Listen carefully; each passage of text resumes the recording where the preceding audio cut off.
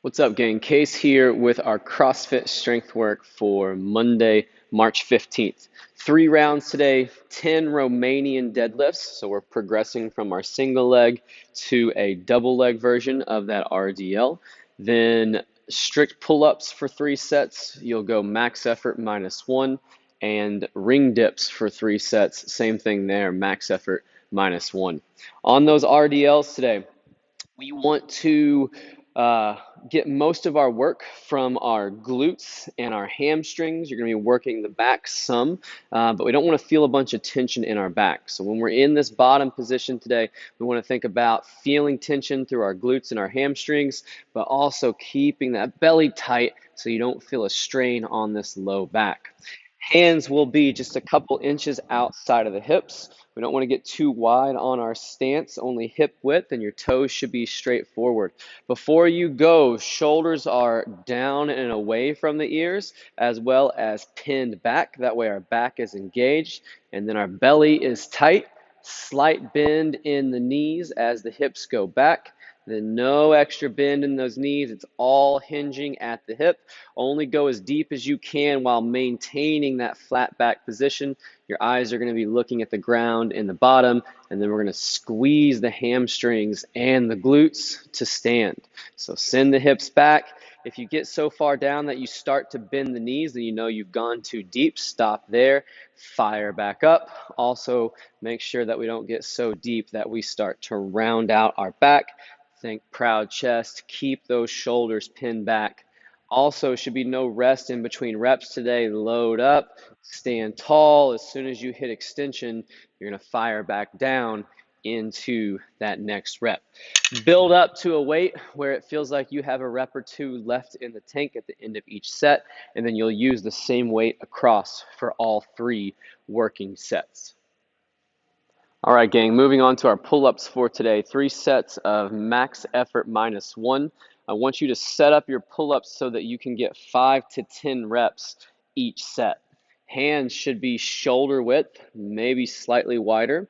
And then thumb is going to be around the bar. And then last piece, turn that grip over so that when you're grabbing this bar, these top knuckles are facing the ceiling. That's going to give you a full grip. That's going to give you a stronger pulling position.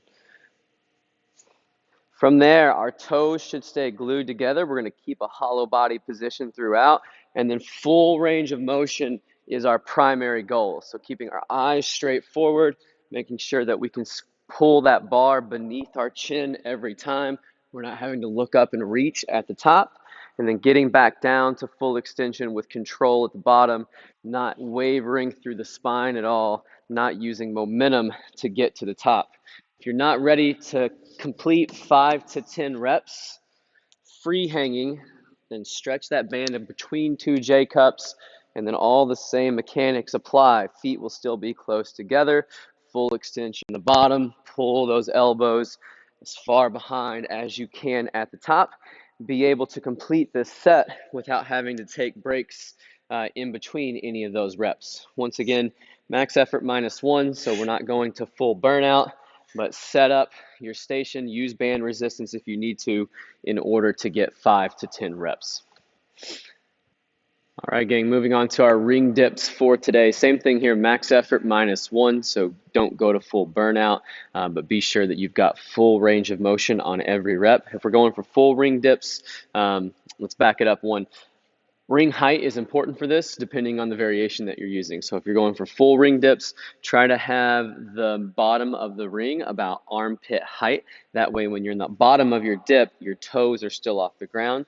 If you're going to use a version where we lower down, but then use our feet for some assistance to get back to the top, let's pull those rings down to about rib height. That way, when you're in the bottom of your ring dip, your toes can be touching the ground.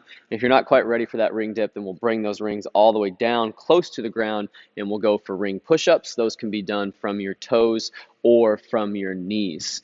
Another focus point today on these rings is keeping the ring directly beneath our shoulder. So as we press to the top, we're going to have palms slightly forward, but hands directly beneath the shoulders, hollow body position. And then as we approach the bottom, rings go to neutral, they don't come all the way into our sides. That fist stays right beneath the shoulder.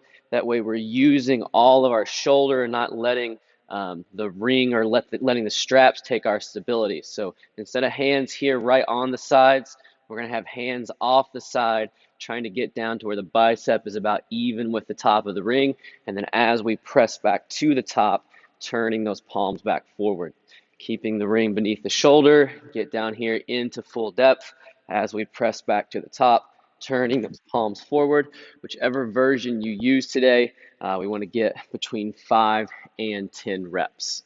Once again, 3 rounds. We've got RDLs, strict pull-ups, and ring dips today. Same weight across on those RDLs.